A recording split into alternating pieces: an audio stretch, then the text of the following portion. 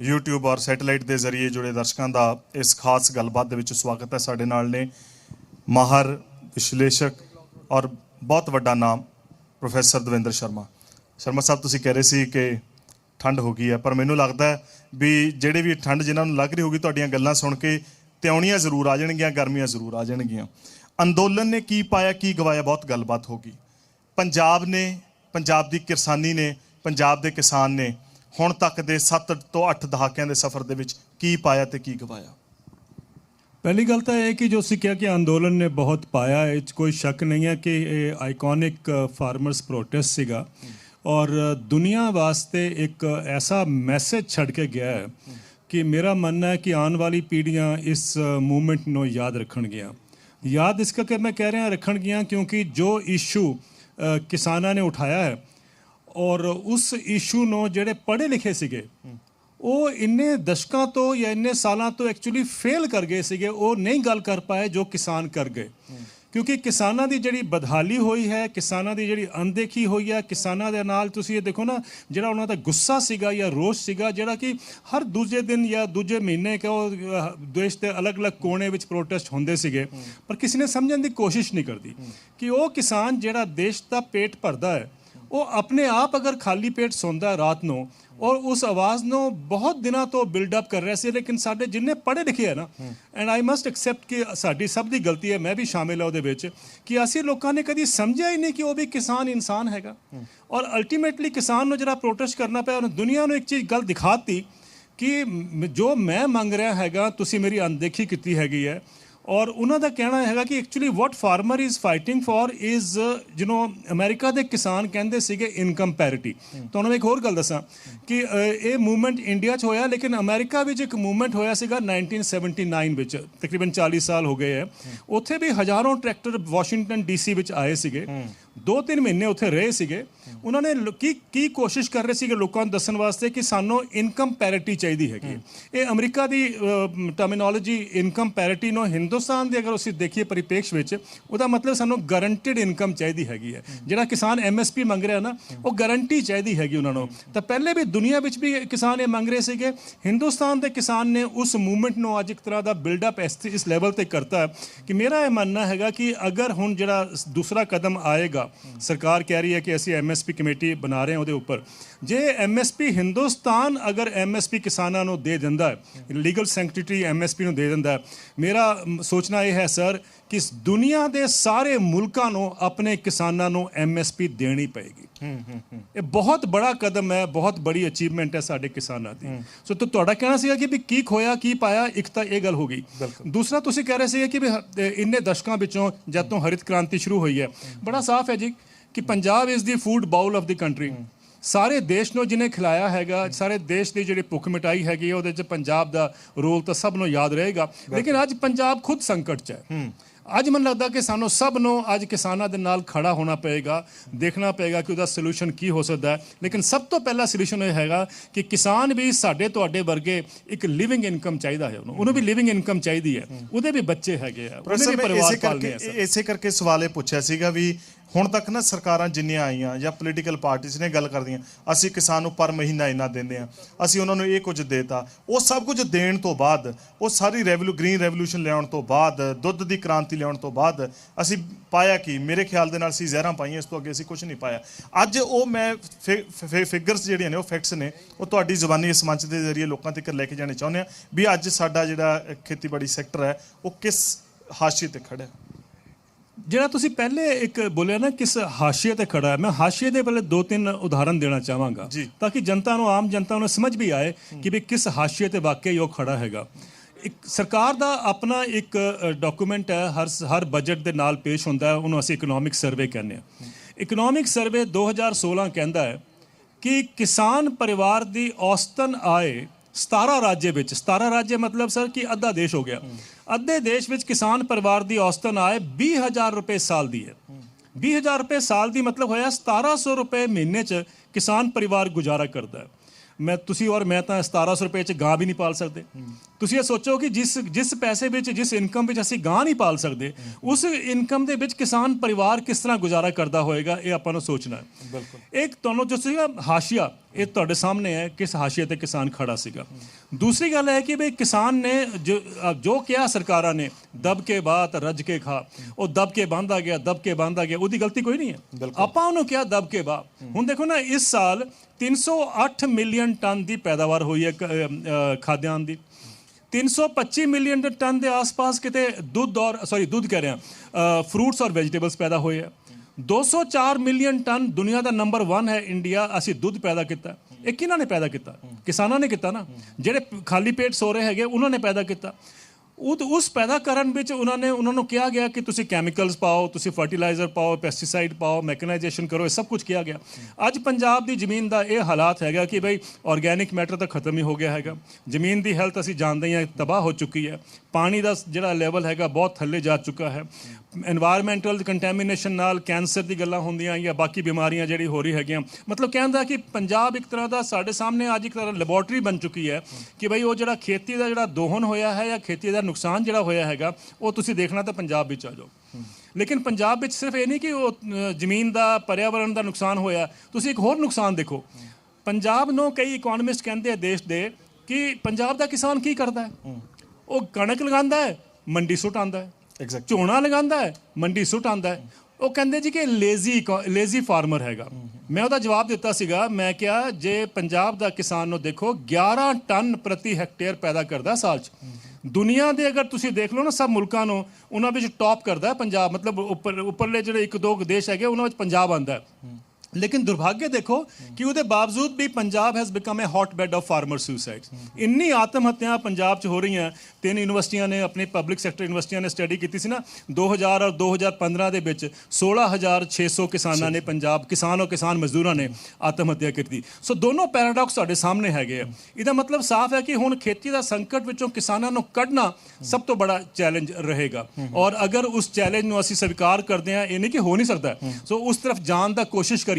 मेरा मानना है कि पंजाब एक ऐसा दुनिया ਨੂੰ भी और देश ਨੂੰ एक ऐसा मॉडल दे सकता हैगा कि सारा लोग फॉलो पालन करनगे। MSP ਇੱਕੋ ਇੱਕ ਹੱਲ ਹੈ ਇਸ ਚੀਜ਼ ਦਾ ਕਿ MSP ਜੇਕਰ ਮਿਲ ਜਾਂਦੀ ਹੈ ਤਾਂ ਇਸ ਸੰਕਟ ਦੇ ਵਿੱਚੋਂ ਕਿਸਾਨੀ ਬਾਹਰ ਆ ਸਕਦੀ ਹੈ। देखो बहुत मुश्किल इस करके हैगा कि जिन्ने पढ़े लिखे लोग है ना, मतलब बुरा न मनना, वो लाइक ही नहीं करते किसानों को कुछ मिले। ਤੁਸੀਂ ਕਿਸਾਨਾਂ ਨੂੰ 1 ਲੱਖ ਕਰੋੜ ਰੁਪਏ ਦੇ ਦਿਓ, ਹੰਗਾਮਾ ਹੋ ਜਾਂਦਾ ਇਸ ਦੇਸ਼ ਨੂੰ।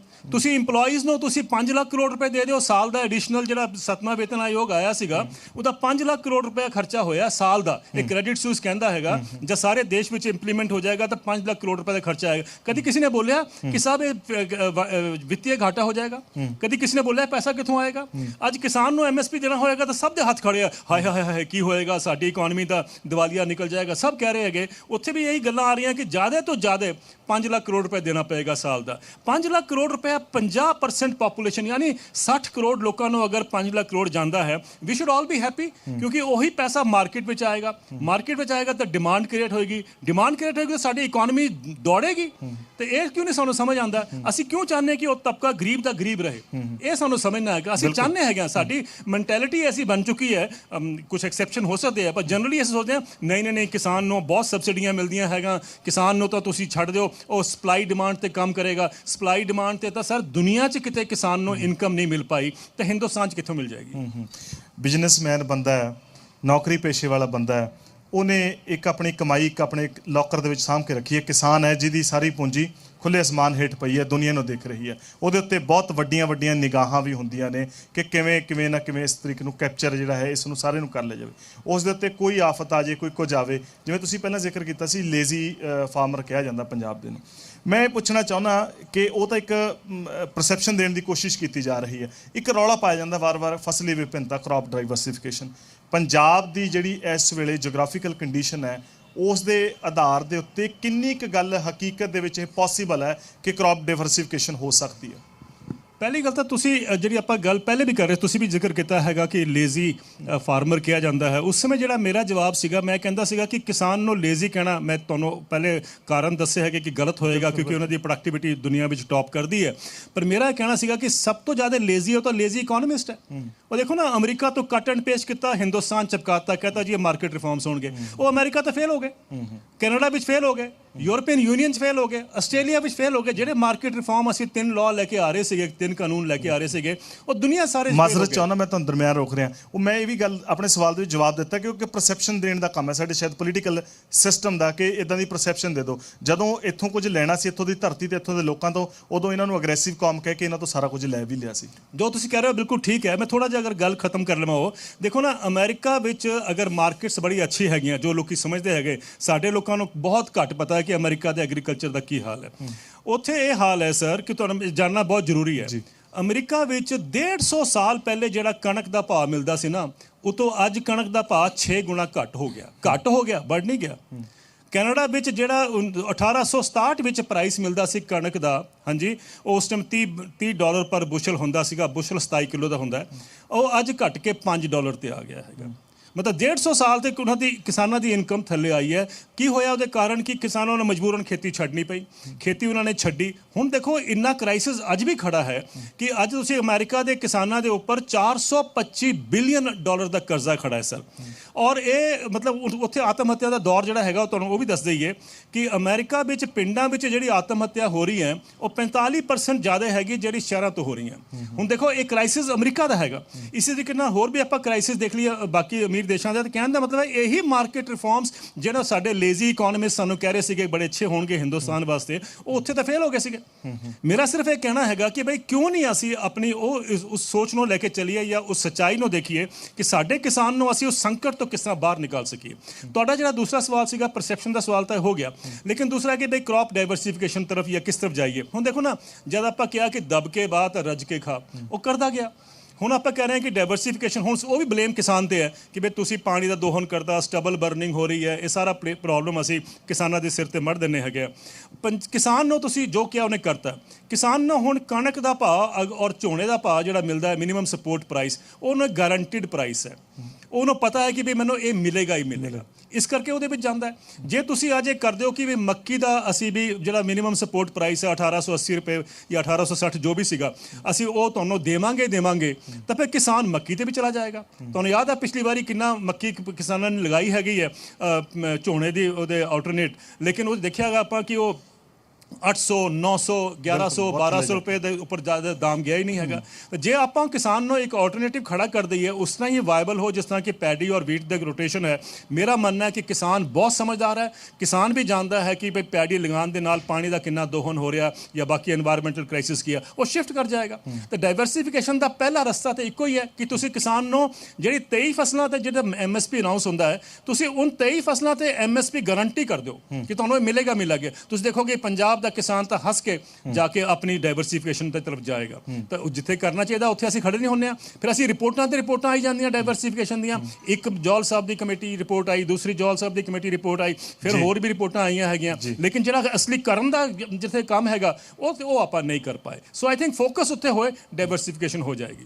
ਪ੍ਰੋਫੈਸਰ ਸਾਹਿਬ ਬਹੁਤ ਸ਼ੁਕਰੀਆ, ਬਹੁਤ ਧੰਨਵਾਦ। ਇਹ ਕੀਮਤੀ ਸੁਝਾਅ, ਕੀਮਤੀ ਗੱਲਾਂ ਤੁਸੀਂ ਇਸ ਮੰਚ ਤੋਂ ਰੱਖੀਆਂ, ਤੁਹਾਡਾ ਬਹੁਤ ਬਹੁਤ ਧੰਨਵਾਦ। Thank you sir, thank you very much. ਸਤਿ ਸ਼੍ਰੀ ਅਕਾਲ। ਸੋ ਇਹ ਸੀ ਸਾਡਾ ਇੱਕ ਤਹਈਆ, ਇੱਕ ਉਪਰਾਲਾ, ਐਗਰੋ ਕੌਨਕਲੇਵ, ਗੱਲ ਕਿਸਾਨ ਤੇ ਕਿਰਸਾਨੀ ਦੀ। ਉਮੀਦ ਹੈ ਕਿ ਬਹੁਤ ਸਾਰੀਆਂ ਜਿਹੜੀਆਂ ਇਸ ਦੇ ਵਿੱਚ ਚਿੰਤਨ ਮੰਥਨ ਹੋਏ ਹੈ ਤੇ ਉਸ ਦੇ ਉੱਤੇ ਸਰਕਾਰਾਂ ਵੀ ਤੇ ਐਕਟਿਵਿਸਟ ਵੀ ਕਿਤੇ ਨਾ ਕਿਤੇ ਗੌਰ ਕਰਕੇ ਉਸ ਦਿਸ਼ਾ ਵੱਲ ਅਸੀਂ ਵਧਣ ਦੀ ਕੋਸ਼ਿਸ਼ ਜ਼ਰੂਰ ਕਰੀਏ। ਔਰ ਜਿਵੇਂ ਇਸ ਆਖਰੀ ਪੈਨਲ ਦੇ ਵਿੱਚ ਗੱਲ ਹੋਈ ਹੈ ਕਿ ਲੇਜ਼ੀ ਫਾਰਮਰ ਕਹਿ ਦਿੱਤਾ ਜਾਂਦਾ, ਜਦੋਂ ਜ਼ਰੂਰਤ ਹੈ ਉਦੋਂ ਰੱਬ ਹੈ ਤੇ ਜਦੋਂ ਜ਼ਰੂਰਤ ਨਹੀਂ ਤਾਂ ਉਦੋਂ ਟੱਬ ਹੈ।